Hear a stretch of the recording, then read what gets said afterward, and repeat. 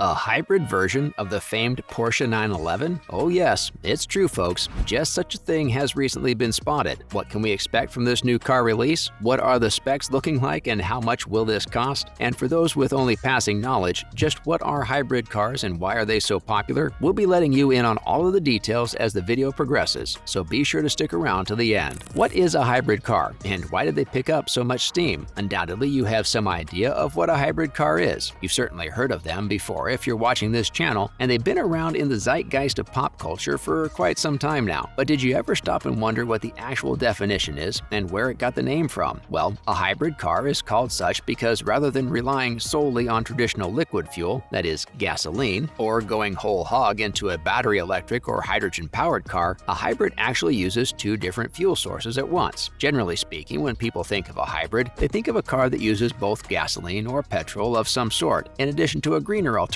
usually battery electric. Technically, by definition, a car just has to use two different sources to qualify as a hybrid though, meaning that a car that is theoretically powered by both battery and hydrogen forms of electricity would still be a hybrid car. But people are quite used to the idea meaning gasoline and electricity combined, so in practice, a different term would probably be used to avoid confusion. It's not just cars either, by the way. Technically, a submarine that often uses petrol when on the surface of the water, but electric energy when submerged, is also classified as a hybrid vehicle. Just a little fun fact there. Anyway, back to cars. In the 2000s, at a point when full-on electric cars were still in their infancy in terms of technology, this little half-step was understandably much easier and cheaper to pull off. And while petrol was still being used, it still resulted in a much greener car. Today, the most popular hybrid models can set as few as 3.5 metric tons of carbon emissions, which is actually significantly below the EPA's target level, showing a massive improvement when it comes to cutting down on how much carbon dioxide we pump into the atmosphere. Ultimately, they cut carbon dioxide emissions in half compared to regular vehicles and reduce air emissions of smog-forming pollutants by as much as 90%. Not bad at all for what is technically a half measure. Today, hybrid cars stick around by providing a green alternative whilst still generally boasting more power than fully electric alternatives. Indeed, that's how they market themselves, having the strength of a petrol engine without the same damaging effects on the environment. The best of both worlds, if you will. Now, let's talk about the new Porsche hybrid model. And that's right, Porsche has been spotted testing a new hybrid version of a classic sports car. It's hard to believe, but it's true. An updated 911 was recently seen and photographed at the Nürburgring, a long-standing motorsports track that was once the site of the Formula One German Grand Prix and is still in use today by several other motorsports leagues. One of the former series held there happened to be the Porsche Super Cup, and in general, the automaker has a pretty strong history and connection to the track, so it's no surprise to see them use it to help test out their upcoming car. Indeed, a new version of the classic 911 was seen lapping this track, and it just so happened to feature a yellow sticker on the rear window, signifying that this thing is a hybrid model, which was also seen with center-locking wheels, which would suggest that it's based more specifically on the 911 GTS, a souped-up variation on the previous Carrera S model. Just like other such mules, this test car was heavily camouflaged in the front and rear,